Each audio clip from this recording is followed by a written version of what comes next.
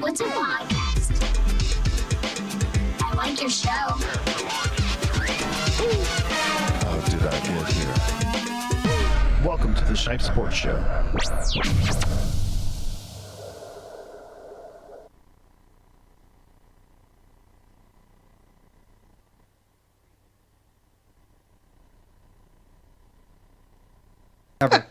Ever. I'm joined by co-host and producer Paul. Paul, how are you doing today? I'm doing well, Matt. How are you doing today? I'm doing good. And joined by the birthday boy himself, Mr. Anthony Ladicio. Happy birthday, buddy. Hey, thank you very much, Matt. I appreciate that. Over there, Mr. 24. He's young. 24. That's right.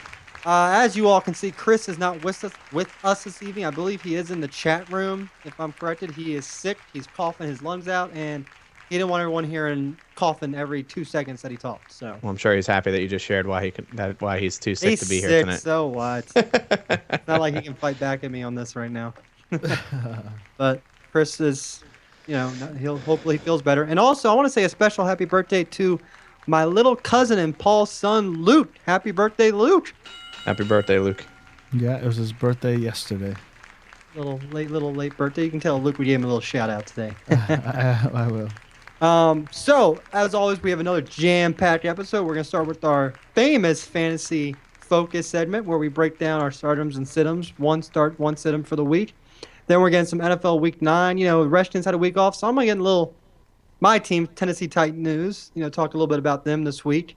Then afterwards, of course, World Series. Got to talk about that. Congratulations to the Chicago Cubs as a 108-year-old curse has been lifted. They are World Series champs. Congrats to them. And then I believe that we can win. We got USA Soccer qualifying this Friday against Mexico. Probably one of the, if not, maybe a top 5 rivalry in the sport of soccer, especially for country-wise. So we're going to get into that a little bit. I think this is, in my opinion, probably the best lineup that Klinsmann has put together since the World Cup roster. So let's get right into our fantasy focus segment. Anthony, I'll let you take it away with quarterbacks. All right, for stardom this week, I'm going to go with, I think, the easy one. I'm going to go with Joe Flacco over Cleveland. I think he could have a big 4 or 5 touchdown game against Cleveland's defense. As you've seen, their defense really hasn't been anything flashy. And they were, exploited last week again against Prescott, to Jason Witten. And then for my sit-em this week, I'm going to go with someone I really don't want to say I like to sit, but he just really hasn't been stepping up to me, and that's Blake Bortles. I don't know what's going on with him. It's a guy, obviously, as you can see the school on my shirt I'm wearing here. He just really hasn't been showing what I was expecting from him, and he almost looks like he's regressing this year, but I'm really hoping he's going to find something to really shake out of it, and hopefully it's just a sophomore slump, I'm sorry, no, sophomore slump. This is his 3rd season. Yeah, so, junior slump, I guess. Junior slump, I guess, yeah. That's what we'll call it. I don't know. All right, so my stardom this week will be, can't believe I'm going against my own team, but I'm going with Aaron Rodgers. Tennessee's pass defense the past couple weeks have not been the best. You saw Bortles, even though they blew out the Jacksonville, he got all that garbage time, receptions, passing yards. And then last week, Phillip Rivers, he did a pretty good number on the Titans. So I'm going to go with Aaron Rodgers. Eventually, he's got to come out of whatever slump he's in. And then my sit-em this week is going to be Colin Kaepernick. You know what? Everyone's going to be like, oh, look at the week he had last week. Everyone has that against the Saints. Saints defense is nothing special. He's going against Arizona Cardinals, who I think defense is definitely a lot better than the Saints. So I'm going to say sit Colin Kaepernick this week. Do not believe the hype from 1 week. And it's funny you say to sit Blake Bortles. He got me a good amount of points last week because Bortles is being, you hate to be called this, but he's known as the garbage time fantasy quarterback. Yeah, you hate it, but he puts up a lot of points in fantasy because they're down so much. So let's move on to running backs. My stardom this week is actually, I have Rodgers for Green Bay. I'm going to start DeMarco Murray from Tennessee. I think, even in PPR format, he's doing great. And with, Derrick Henry out for the next 2 to 3 weeks, Murray probably maybe seen more action. If not that little thunder, it's just thunder right now. So I like Murray this week. And my sit-em this week is going to be Kelly from Washington. They're saying he's due for the start this week, but going against Minnesota, and that's a tough defense to run against. So I'm going to go with Rob Kelly as my sit-em. Anthony? Absolutely. For my stardom this week, a guy that had a huge week last week. I think he had over 250 yards all-purpose. Melvin Gordon against Miami. Miami's defense on the run really hasn't been doing all that well. So I think that's something he can exploit.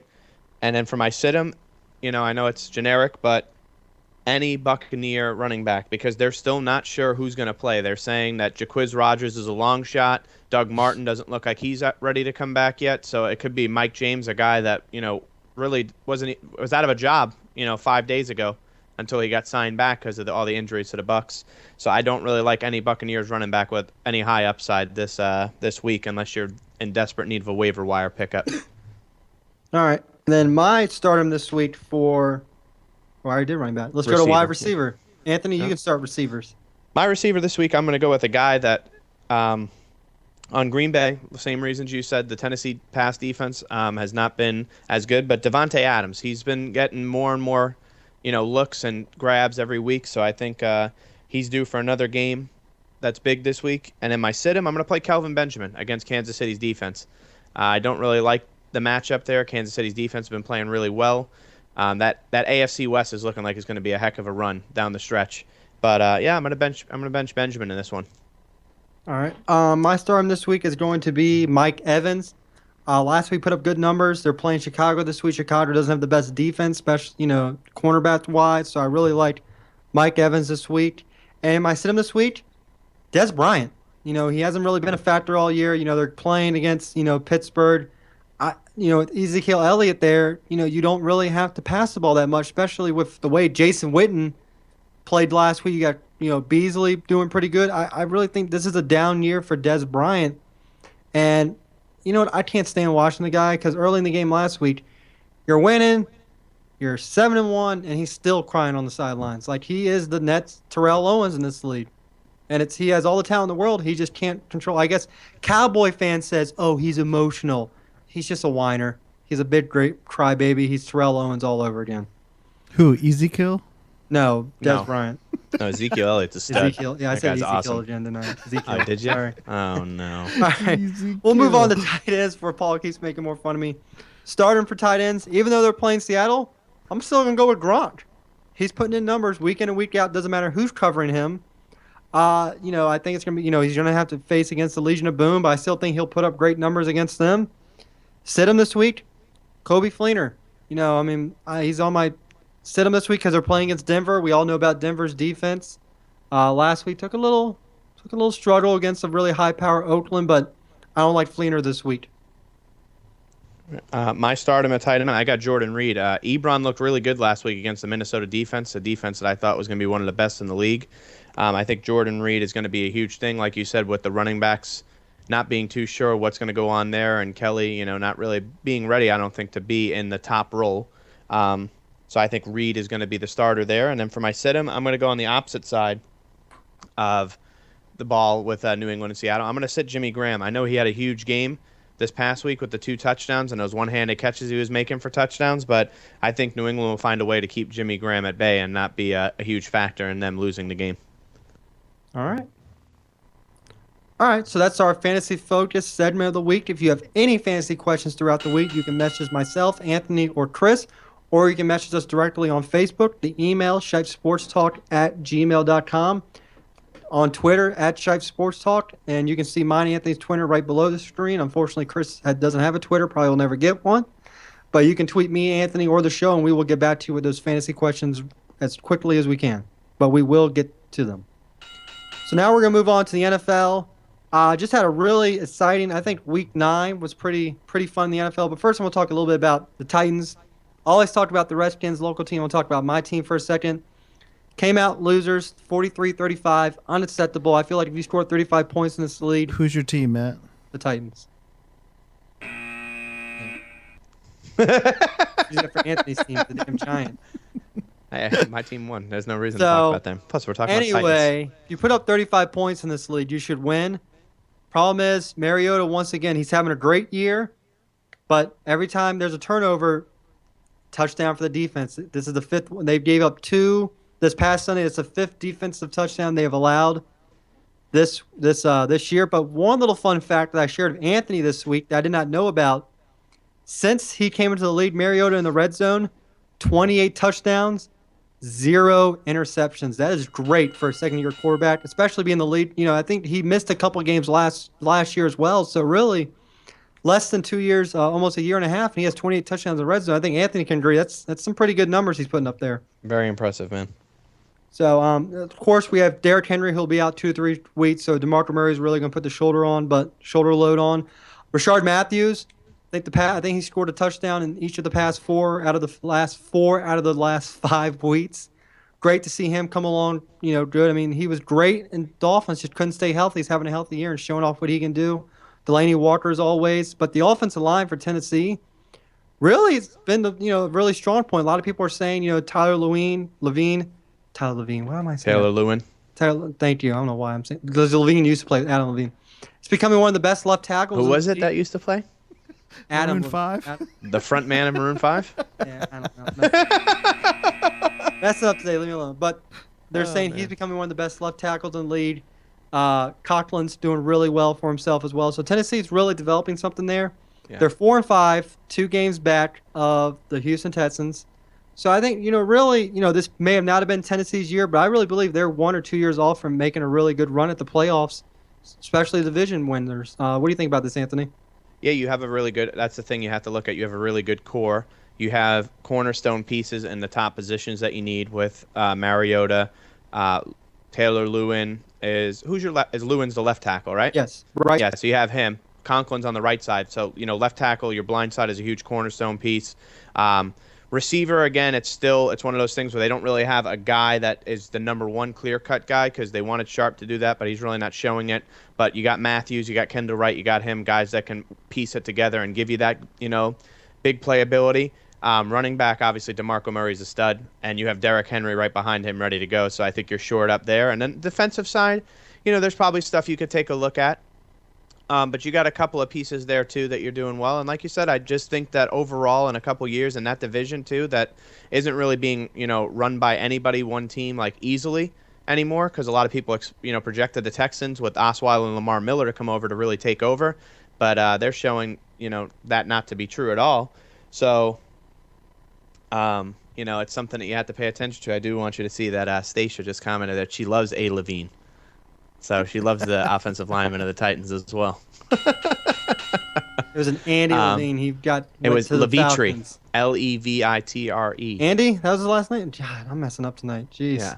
It's okay. It's close. I see what happens there.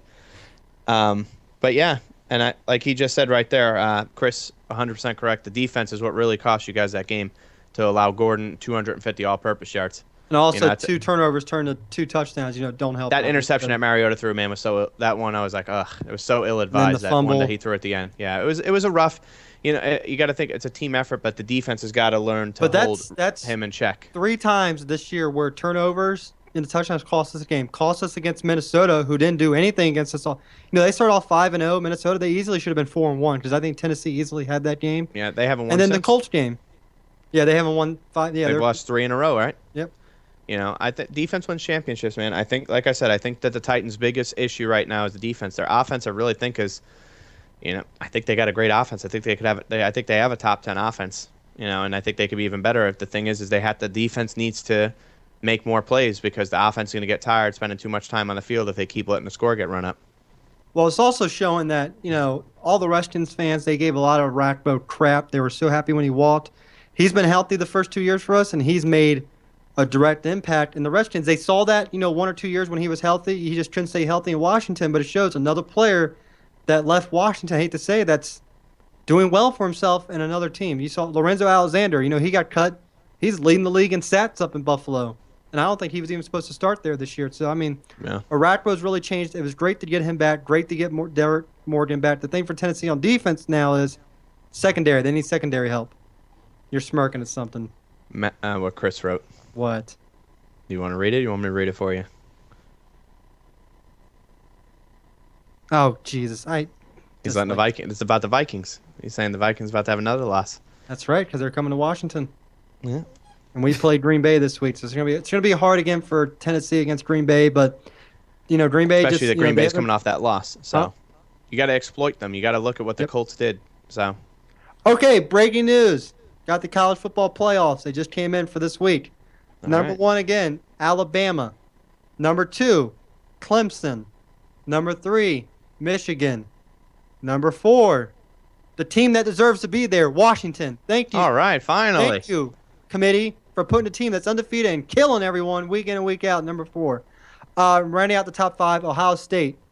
So Washington better be careful because the committee, they'll be like, oh, let's put in Urban Myers. Oh, and then number 6 is Louisville. I'm not going to be surprised if they don't lose the game. They shouldn't get jumped. That's the way I feel in that. I don't feel like if you're in the top 4, if you're in that position right now, the only way you should get taken out of it is if you lose. Yeah, well, I don't like this. They didn't like you that. win by 3. I don't care if you win by 30. If you win the game, you win the game. Washington should And the not be thing out is, of the top Washington's 4 as long as they win out. opponents. Yeah. That's the crazy thing. Yep. So, all right, so we're going to move on real quick now to our World Series. Like we said, we just had the Chicago Cubs break a 108-year-old losing streak in the World Series, so congrats to them. But let's talk about that Game 7. And just I don't even know how to describe it, man. Just a great finish to a great World Series. Anthony, what do you we all thought Cubs were maybe going to lose it in 6, maybe even 5, but Yeah, came back 3-1. I really beat myself up after the show we did last week because I picked the Cubs to win in 6 from the beginning. I should have stuck to my guns, but I really thought watching the way the Cubs were playing in Game 4 and Game 5, I was able to watch with a few of my buddies watching them, and I'm like, they just didn't look like the same team I was expecting to come out of the gate. So I was like, you know what? For them, they're going to have to go. They were down 3-1. They're going to have to go now and win 2 games in Cleveland to win the World Series. I'm thinking, there's no way. But Game 6, huge game. I think they scored 9 runs. And then Game 7, listen, man, I'm going to be honest with you. Joe Madden did everything in his possible power to try and give that game away. Starting with that 3-2 count, and you're bunting the ball. Like, seriously? I don't know if that was him or if that was the guy. With the infield in? And then it may not have been him. It may have been the batter. You pull Kendricks in the inning when that was stupid. That was he walks a guy. You know what? After he just said, I'm not going to take Kendricks out of the game. I'm sorry, Hendrick. It's Hendricks, right? Yes, Not Kendricks. Hendricks, yes. I'm not going to take him out of the game in the middle of an inning and put Lester in. I want them to have a fresh inning. And then he walks one guy on a pitch that should have been a strike that the umpire miscalled. And then Lester gets up to 2 runs on the wild here's the pitches problem. and You know stuff. what he did? He did the same thing that Dusty Baker did when Dusty shouldn't have taken out Matz after that home run in Game 5. Home run's a little different. You It is, walked but the guy. Matz was still rolling through, and I don't, I'm going back to Game 5, sorry. I still feel that if Dusty doesn't take him out, they don't score 3 runs like that. But watching this, I'm thinking, crap, this is the same thing the Nationals did. They panicked. He panicked. Yeah, I don't. And then Chapman coming in, he was, he had to be tired himself. Chapman, he had a rough before go. that, he had 91 innings pitched before that. It was a rough go. You know what I mean? And they got to Andrew Miller. They were getting the guys out of the bullpen on the Indians. So I'm like, man, you know what?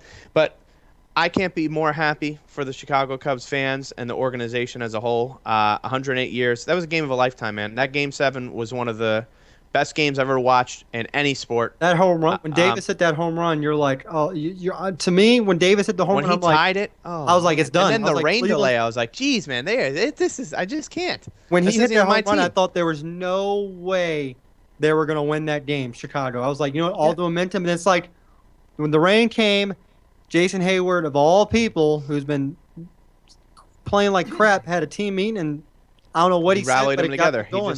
He told them he loved them, and they wanted to do it. And you know what, man? Whatever he said, he really got them together because after that rain delay, 5 that game, but still, whatever he said. Yeah, he wasn't a factor, and he said that. But yeah, like Chris just said too, the rain delay really changed that whole entire thing. The momentum was gone.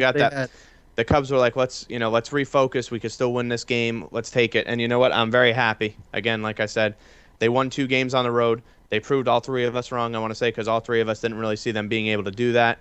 They erased the 3-1 deficit, won the World Series, 108 years, is erased, and now Cleveland is now the new team with the longest World Series drought due to that. But yeah, funny? That's so crazy. What a World Series! Can't wait to see the winter meetings. I'm sure we're gonna have an episode here soon talking about. It's gonna be awesome. I'm sure we'll be talking about a lot of these guys opting out because a lot of teams are already inquiring about this guy. There's been a couple trades already to try and get new players and new teams. So it's going to be a heck of a offseason in baseball, and the Cubs can once again call themselves World Series champions. Why don't we go ahead and talk about some winter meeting stuff? Maybe just some rumors heard around. First off, congrats to the Washington Nationals. They didn't win nothing, but they did win at least a little thing where they're the first team in a decade to have a player in all 4 major categories, which is Yes. kind of cool. Dusty Very for cool manager, accomplishment. Matt Scherzer for Cy Young, Murphy for MVP, and Trey Turner for rookie. I thought Turner wasn't hold going on. to be available for rookie of the Mr. year. Murphy, if you're Mr. going to say Murphy. it. There you go. I didn't think Trey Turner was going to be available for rookie of the year because of how late he came. I thought he would have to. Just sometimes if you come too late, your rookie year will be next year. But I feel bad for Turner because I feel like he should be in the midst of this. But I feel like since Corey Seager played an entire year, it's probably most likely going to go to him. Yeah. But I feel like if you're voting for that, you got to look at the impact that Turner made for the Nationals, especially what he was doing when like Harper was out and injured, and playing a normal infielder playing to an outfielder. Could you? I know Seager looks like a runaway, but could you put Turner in the conversation that maybe he could win this award as a dark horse? Yeah, I mean, I think he'll be talked about, but like you said, I think Seager is the guy to win it all. I don't see that happening. But you want to talk about that? What about snubs? What about Britton not being nominated at all? How about Clayton Kershaw not in the finals for the Cy Young? Britton was 100% perfect, man. I know, He didn't miss a but save. snub. Kershaw too, but he missed some time. So he was injured as well. It was a tough race, but yeah, realistically, how many of those do you think you walk away with? Obviously, NL. I mean, you got to think that the coaches of the year, 90% of the time, they go to, the team that won the World Series, unless they have like a huge, went from 50 and 100 or obviously that's not the right rate to 40 game, 20 games over 500 the next year and made the playoffs and made a run. So, how many do you think you win? You think that Murphy can really pull off the MVP? You know what? If they had made it to the World Series, I say yes. But the way Chris Bryant played this year, I think he also had a good postseason. It's going to be hard for Murphy to surpass Chris Bryant. I think they'll be 1-2, and I think it could be a close finish. But voters take consideration, playoffs, and Murphy did have a good divisional round. Didn't come up with that big hit in the ninth inning to beat Kershaw. And I think, if he makes that hit, and let's say ties a game or maybe hits a double and wins it, he probably wins the MVP. But I think playoff takes in consideration. And the same for Matt Scherzer. He wins Game 5, Cy Young is his, without a doubt. And now it may still be his because he had such a great year. He had that 20 strikeout game. But I think it's gonna be hard for Murphy to win. I think it's Chris Bryant. So let's go ahead. Let me pull up these awards real quick. And who do you think is gonna win MVP? Can you read them to me? I know Murph. Are you going to pull it up while you do I'm that? pulling up right The now. NL, NAL, because I can't remember who exactly. I remember some of the names, but I don't remember every single name, so I can't give you a projection unless I know exactly. Because it'll be like one of those things where I'm like, I would choose him, and you'll be like, well, you forgot about him, and I'm like, yeah, you're right, I did forget about him. I do want to say real quick, since we were talking about it, I thought it was really cool. I was looking at they were saying like the half of the halfway MVP in the NFL season. And it was funny because all the people that we named last week were all people they mentioned. Ezekiel, Matt Ryan, and who was the other one that you met? Brady, and there was one other guy.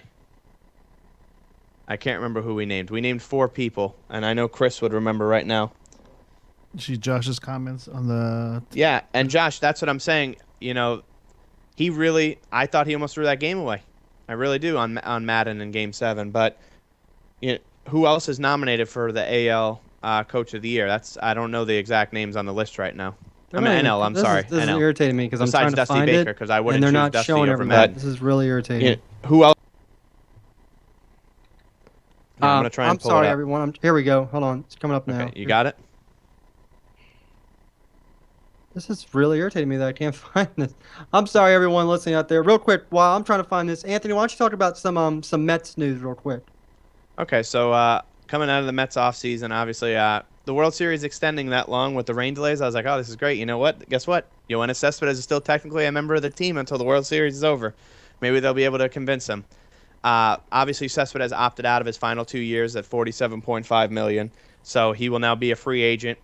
So the Mets extended a qualifying offer to him, as well as Neil Walker, who's coming off of back surgery. So basically what that does is, if they decide to walk, the Mets are going to give compensation and draft picks. So Cespedes is looking at a big 6-year, $120+ million monster contract. You got it? Got it. All right, let's go ahead. Let's go with All right. National League Most Valuable Player. We have Bryant, Chris Bryant, Daniel Murphy, and Corey Seager. Chris Bryant. I'm going to go with Chris Bryant as well. It's close. American League MVP. God, I suck with last names. Jose Altuve. Did I say that right? Yeah, you're right. Good Yep. job, Matt. Oh, man. Apologies. Yeah. Mookie Betts and Mike Trout. I don't know, man. That's tough. Mookie had a really good season, too. I'm going to go with Jose. Altuve's good. Man. I'm going to go with Mookie. Okay. Cy Young for the National League. Kyle Hendricks, John Lester, Matt Scherzer. Man. Who was the first one? Kyle Hendricks. Yeah. That's who you're going to go with? Hendricks. Yeah. I'm going to go with Scherzer. Of course you are. Yep, I'm going to go with Scherzer. You want to know where are the Mets? Where's Syndergaard? Where's Bartman? Where's Big Sexy? He should be in that one. American League, we have from the Red Sox, Rick Porcello, Porcello. Mm-hmm. Corey Kluber, Justin Verlander. What a rebound year he had. Yeah, he had a really good season. Oh, man, that's a tough one, too. Oh, with Kluber. Yeah, I'm going to go with Kluber. I think that Porcello had a really good season as well. Actually, can I go with Zach Britton? I was God, saying that it's earlier, and you didn't. Horrible. Britain should have been in there. That's garbage. It is. Manager of the league, National League, Baker, Madden, Roberts. I mean, is it really a question? I know. I personally don't want to vote for Madden just because of how he almost blew Game 7. But yeah, no, Madden wins that one for me. If Madden blows Game 7, do you think Baker or Roberts wins? Oh yeah, Which one? Roberts. Roberts. Yep. Yeah, Especially for the whole Kershaw thing he did there. yeah. Roberts rebounded that team a lot. Yeah. For the horrible. For the American League, we got Showalter, Francona, or Jeff Bannister. know I'm that. sorry, Bannister. He's the coach of. Rangers. He had a good season too. We'll go with Rangers, though.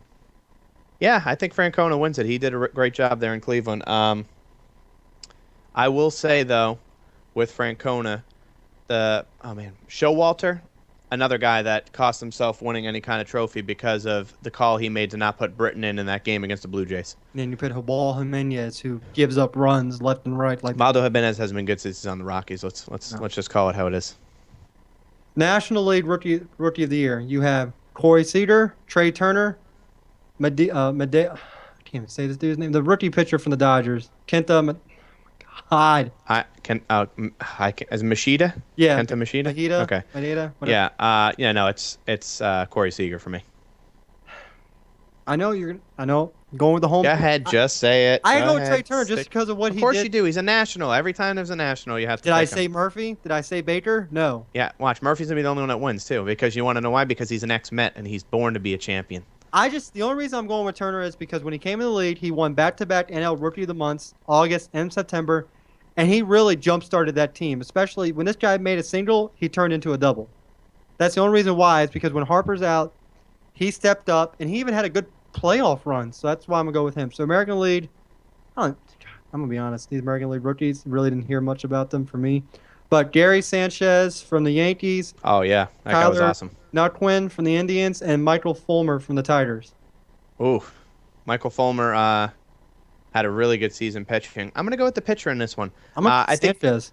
Sanchez was really good, but he didn't play enough for me to give it to him. Fulmer played all year and was leading the MLB in some stats on pitching. That's actually the guy. I know I keep talking about the Mets since I always give you a hard time about the Nationals, but that's the pitcher prospect that went to the Tigers in the trade for Cespedes 2 years ago. All right. Well, I'm gonna go with Sanchez. So Yeah, Sanchez is a good choice. I don't see him not. I think he'll win, but I'd like to see Fulmer win.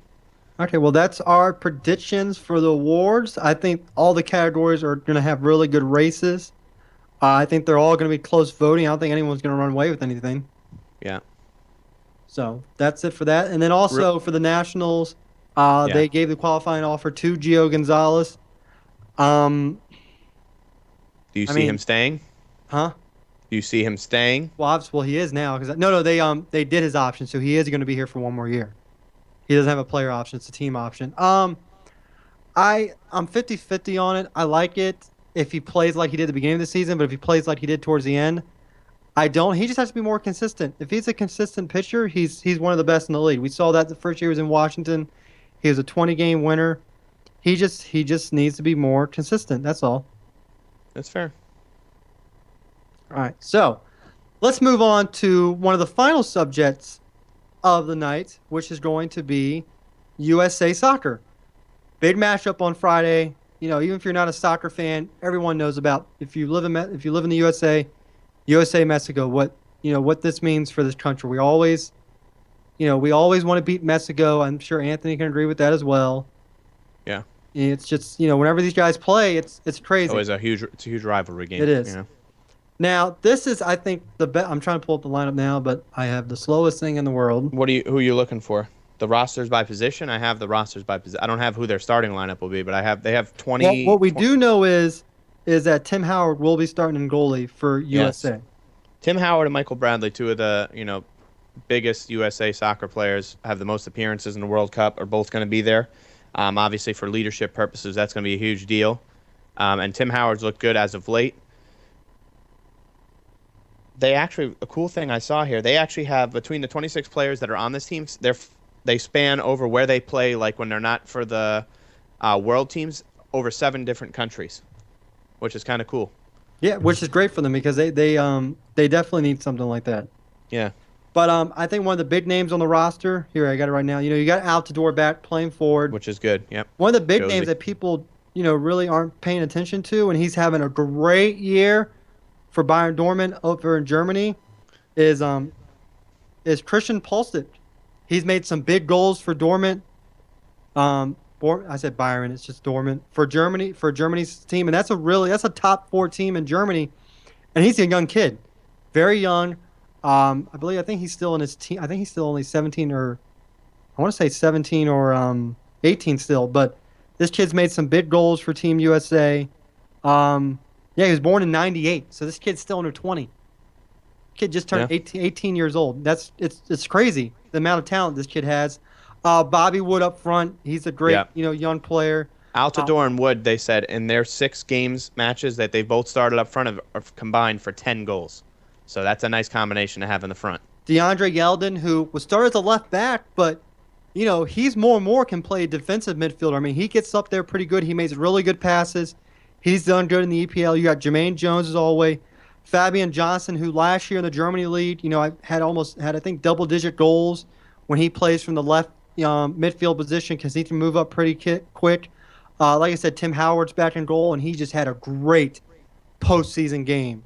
Then he had 2 blocked penalty kicks. I mean, he was just tremendous. He's back in form of where he should be. And also, Julian Green, another young player for USA, plays in Bayern Munich, who's having a great season for them as well. So this is the best lineup Klinsmann has put together. A lot of people have been saying, get these young guys. Get these young guys. We need these young guys. And he is finally putting together a group of young guys for the next step of Team USA. And, after the World Cup, they made it, to the knockout stages. A lot of, I think he had a lot of, DeMarcus Beasley was on that team, whatnot. Everyone's like, okay, time to bring it. Next time he had a team together, where are the younger guys? He's listening. The younger guys are there. And this is a team that can maybe, next World Cup, can do some really big things in this World Cup.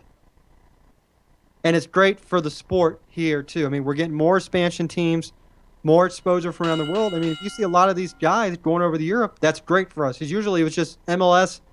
None of these guys were making it. So this is great for USA. Also John Brooks playing defensive back. I mean, it's great for USA Soccer. Yeah. So, Anthony, do you have anything you want to talk about today? What to do with that or... Anything, man. Come on, you're the birthday boy. Anything you want to give a shout out to or anything for your birthday? There we go. How about the Giants? How are the Giants doing? The Giants? Let's talk about the Giants. Big game last week. Landon Collins is a bona fide stud in the middle of that defense at safety. Week in and week out, this guy, the guy leads the team in sacks. This guy leads the team in interceptions, leads the team in tackles. The fact that he leads the team in sacks as a strong safety is an issue. That's hopefully going to be addressed. The defensive line really, after spending all that money, they've been doing great against the run, but they haven't been getting the pressure that I really want to see yet from the defensive line on the quarterback. But, you got to think about it in the grand scheme of things. The Giants' defense is exponentially better from last year. And And, it's not even a comparison to what they were doing last year. So I'm really excited to see the defense continue to build. But they have to learn. McAdoo needs to get it through his head that when the Giants have leads early in games, to continue to pour it on. Don't get conservative. Don't play that prevent defense. You were up 14-0. You intercepted Wentz 2 straight times, his first 2 possessions. Keep blitzing him. He's a young kid. And you know what? To his credit, he came out the next drive, drove the team down the field, and got a score. That's the kind of poise that he shows. But the Giants have to continue to just keep pressuring opposing teams. It's only going to get tougher from here on out. We have to play the Redskins again. We're going to have to play the Eagles again, this time in Philly. We're going to have to play the Cowboys. We have the Bengals on Monday. We have the Steelers still to play. We have a lot of big games still to come, and I think the Giants need to learn from these close games that they need to find a way. Josh, I saw you said he has to shave. Are you talking about McAdoo needs to shave his beard or his mustache after November? But they have to find ways to close games. You can attest to it too at Tennessee. Tennessee gets leads in games. They have to continue to just keep the pressure on. You have an offense that can score. You have a great receiving core, the Giants. In my opinion, I said I would love for Shepard to win Offensive Rookie of the Year. That's not happening with Ezekiel Elliott in that same division. Or Prescott, exactly. So for just those 2 guys alone. But Sterling Shepard is showing why he's a huge addition to this team. Tight end, still a huge issue. Running back, I've called for it. You can attest to this. Paul Perkins needs to be the starting running back of the New York Giants. Enough with these other guys. Let the rookie play. He's got more of a dynamic feel to him. Rashad Jennings has got to go. They need to start getting to the point where McAdoo needs to start calling the shots and saying, hey, this is what we need to do. And Spagnuolo did a great job on defense. But again, he needs to continue to put the pressure on him. They were starting to get a little lax on some of the plays at the end. And I want to see more of that from the Giants. Bengals this Monday. It's going to be another big game Monday night. So hopefully they can pull that victory out. Like I said, I think the 2 games after that, they got the Browns and the Bears. So this is a stretch right here where they can win 4 in a row. It puts the Giants looking really pretty with only 4 losses. Obviously, with, like I said, the rest of the schedule, it doesn't look too promising on the back end. So, yeah. I will predict it right now. I think the Giants will make the wild card. All right. I think they'll hold out and get the wild card. My second NFC wild card team is another game that took place this Sunday. I don't know if you got a chance to watch it, but the Detroit Lions are a team that people need to not sleep on. Oh, yeah. That was a great. By the way, thank you, Golden Take, for those fantasy points at the end there for that overtime TD. 15 seconds, the guy throws in the middle of the field, and they get into field goal range with Mr. Matt Prater of UCF getting the field goal, 58-yarder as time expires. I got tape off of free agency. How do you let that guy get down to the line? Come on, guys. Come on. That's a great game, like I said, by the Lions, though. Happy to see it. So, before we go off, Paul, maybe you can change USA to UFC. Gotta talk UFC, man. 205 this Saturday night. Light heavyweight championship. We got Eddie Alvarez versus Conor McGregor. We got welterweight championship action. Tyron Woodley versus Steven Johnson. We got the women's strawweight belt. We got Chris Wedman. We got Donald Cerrone. We got Frankie Edgar on the preliminaries. Preliminary card beforehand. This is a stacked card. This is what UFC 200 should have been. So real quick, does McGregor win the lightweight championship and becomes a 2-time title holder in 2 divisions at the same time? It's hard, isn't it? I think he'll find a way to win, man. He's been training and practicing for it. Again, I can't take away from the guy as a fighter. He's an awesome fighter. Don't like the way he goes about stuff, but I think McGregor finds a way to win the title. Really? Yeah. He's an asshole for sure. He is. Sorry, kids, if you heard that. Sorry. Don't like the way he conducts himself sometimes where he hasn't even defended his one belt to begin with before he even gets That's what really irks me the most is he hasn't even defended the belt he just won before and he's already fighting for another belt. That's one thing that really irks me about this. I think Alvarez is going to win this one. Okay. I said, I'm okay with Alvarez winning. I just think that he'll find a way to win. Yeah, but like we said, it's a stat card. You can check that out. I think it's on pay-per-view. The first fight in New York since it's been legalized, MSG. So, yep. Dana White had to do it big. So yeah, it's going to be a great card. I can't wait to see the outcomes for those fights, and maybe we'll break them down on Tuesday. Yeah, that'd be awesome. But I think whether McGregor wins or loses, he'll have something to say, and God forbid he wins. Now, if McGregor wins, what belt does he drop? Because Dana White says he cannot hold both. He's probably going to drop the other one, right? If he's going to be in the weight class that he just won the title in, or do you think that he'll know that he can't continue in that weight class and he'll go back down to where he dominates? Here's the thing for you. Smart money is in him going down back to where he was because he knows he can dominate there, which he did before. Does he think he continue to do that in the lightweight? Here's the best part. If he drops the other belt and stays in lightweight, how many things are going to come out that he's afraid of Aldo? How many things are going to come out about that? Because that makes the guy went up in weight class to have this fight, so I don't necessarily say he's scared. Aldo becomes a champion. He's already an intern belt. He becomes a champion. Now, money-wise, I say he should drop the lightweight belt, go back and face Aldo for the money, because I think that'll be a big money fight. And McGregor's all about his money. I think if he has if he drops the belt, he's a Floyd Mayweather of UFC. He's all about making money.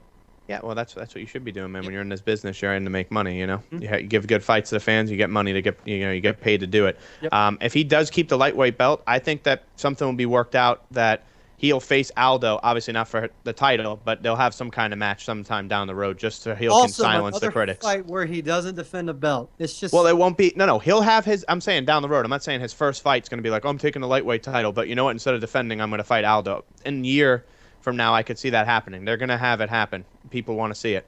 Aldo definitely wants it. I'm sure McGregor wants to do it. He doesn't want anyone thinking he's trying to duck anybody. And then also this past Saturday, Manny Pacquiao, I don't even know all the belts, but he just won a title. Was it the welterweight? I'm looking it up right now. Yeah. Well, now that with that speculation, while you looked it up, they're saying Mayweather Pacquiao too is almost destined to happen again. How do you feel about that? He won the WBO welterweight title. Yeah. Do you think that match is bound to happen again, the two of them? With all the things saying that he was injured, he tore his rotator cuff, which I don't doubt that maybe he did, because he did, he didn't look the same that we thought he was going to be. I wouldn't mind a rematch. The problem is they're past their prime. Yeah. Now, let's stay on mixed martial arts fighting. Bobby Lashley just won his recent fight. In Bellator, yeah. Yep. Lashley versus Lesnar. Who wins that fight? Lesnar. You think Lesnar because of the power? Yeah. What if about you've watched Lashley's? It's nothing against Bellator either. Lesnar. Really? I think Lashley's more athletic. It's close, man. Like it's nothing against Lashley. I think Lashley is a star too. But the thing is like we've talked about, if you watch his Bellator fights, Lashley is awesome.